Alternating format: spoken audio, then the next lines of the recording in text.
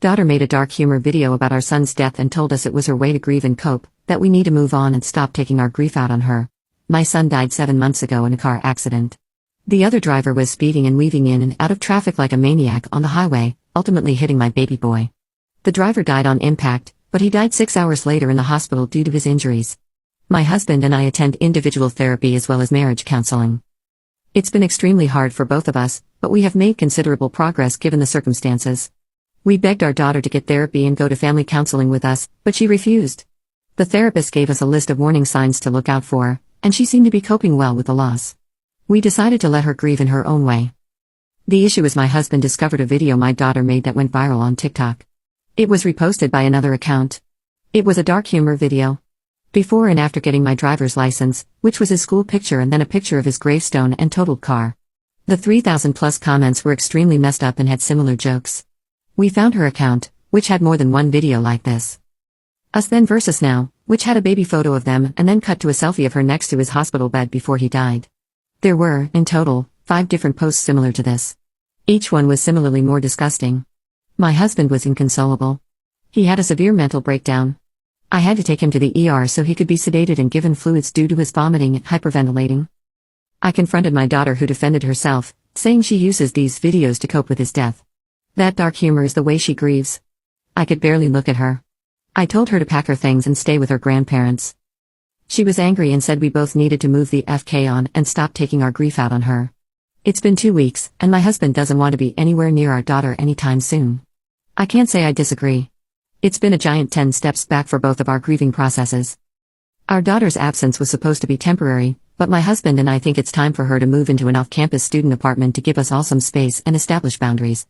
We haven't told her this yet, but we plan to when she returns home next week. She apologized in a text to both my husband and me. However, she still insists it wasn't wrong for her to post those videos publicly for millions of people to see. She believes we are being too dramatic and taking it too personally. It took me threatening to disown her before she took down the videos. A few of my friends think we are going too far by essentially abandoning her and kicking her out of our home. They said to keep in mind she's still a stupid kid, and she's digging in her heels because she wants attention. We still love our daughter, but neither of us can handle this right now for the sake of our marriage and mental health. Honestly, I think I need to put my husband first here.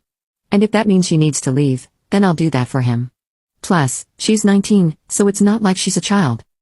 Update: my daughter is a good woman, daughter, and sister.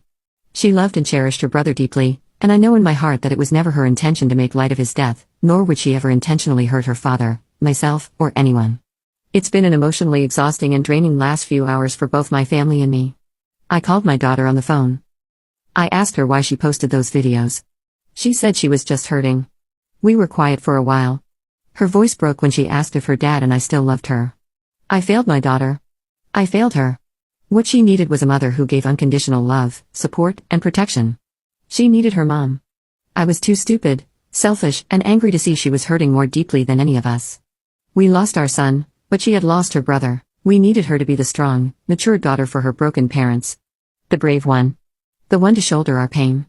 We took her cry for help as her kicking us while we were down. My husband and I immediately left to go pick her up and bring her home.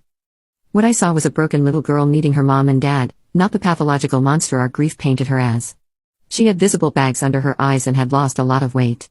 We were too blind to see it. We both profusely apologized and will be showing her how sorry we are for the rest of our lives. We vowed to do right by her. We all cried together on the couch for a while. Our daughter is taking a year off school to heal and work on her mental health at her request.